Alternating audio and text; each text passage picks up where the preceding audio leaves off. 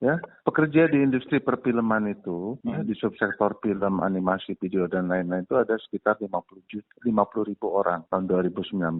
Dan subsektor perfilman Indonesia itu mencapai 2.500 jumlah usaha. Kontribusi industri film Indonesia ke gross domestic product atau GDP itu di tahun 2019 itu sebesar 15 triliun, ya kan? Dan ini adalah angka estimasi penghasilan dari bioskop. Dan itu yang berputar ke kru, ya kan, dan sebagainya. Itu baru dari bioskop, belum dari yang lainnya. Dan pemasukan dari subsektor perfilman itu untuk pemerintah itu di samping pemerintah pusat juga ke pemerintah daerah melalui pajak hiburan yang dari 10 sampai 35% tergantung daerahnya. Dan sejak tahun 2016, semenjak daftar investasi negatif untuk perfilman itu dicabut, pertumbuhan perfilman Indonesia itu meningkat luar biasa. Dan 2019 itu mencapai 51,7 juta penonton dari 129 film. Artinya rata-rata penonton adalah 400.000 per film.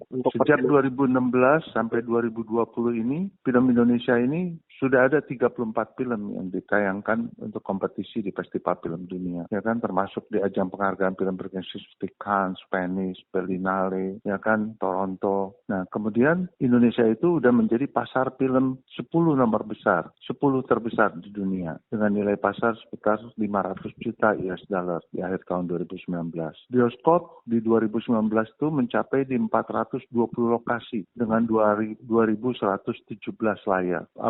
Dan dengan kurang lebih karyawan lebih dari 20.000, ya kan? Nah, sekarang yang terjadi adalah ini terhenti semuanya, ya. Sekarang bioskop yang buka baru 35%, ya kan? Penonton tahun 2021 udah ada 7 film beredar, hanya dapat 390.409 orang, di bawah dari rata-rata satu film sebelumnya. Sampai kapan itu Pak perkiraannya? Sampai Februari, ya kan? 7 film 390.409, padahal dulu 400.000. Dan bioskop ini masih menjadi pasar terbesar bagi film, walaupun ada digital, ya kan? Kerugian penerimaan pajak dari penonton bioskop itu bisa mencapai 1,5 triliun, dan di sektor lainnya pendapatan tidak langsung bisa 1,2 triliun.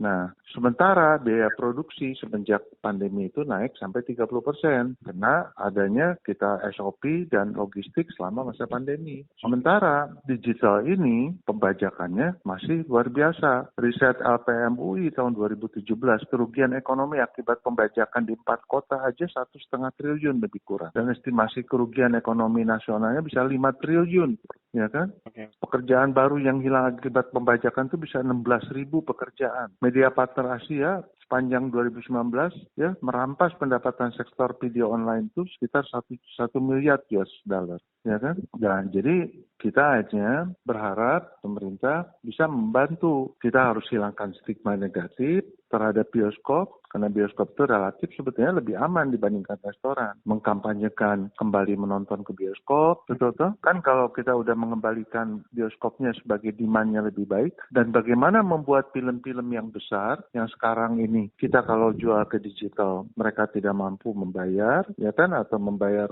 kita harus rugi untuk mau main lagi di bioskop. Dengan harapan setelah itu ekonomi dari perbioskopan itu berputar kembali. Bapak Presiden pada saat kita bertemu bercerita ada 690 triliun tambahan tabungan dari kelas menengah ke atas. Nah, itu kan nggak baik buat ekonomi. Ekonomi itu harus ada transaksi, harus ada pergerakan. Nah, sekarang banyak produser memiliki film, uangnya tertahan. Kalau dia tidak melanjutkan lagi produksi, begitu banyak kru film yang kan dalam satu film itu minimal 150 orang bisa terlibat. Nah, ini roda ini yang ingin kita putarkan kembali. Kalau dan kita juga ingin vaksinasi di sektor kreatif ini, perfilman ini disegerakan. Kalau diestimasi dari asosiasi dari BPI sendiri, kira-kira butuh dana berapa sih untuk enggaknya membuat kita ini kan lagi mencari upaya yang mana yang pemerintah mampu. Jadi kita lagi mengajukan usulan dan sampai saat ini belum tahu apakah usulannya diterima, tapi perhatiannya cukup besar dari pemerintah. Karena pemerintah juga paham bahwa film ini sudah menjadi kebutuhan, bahwa film ini adalah terutama film di bioskop itu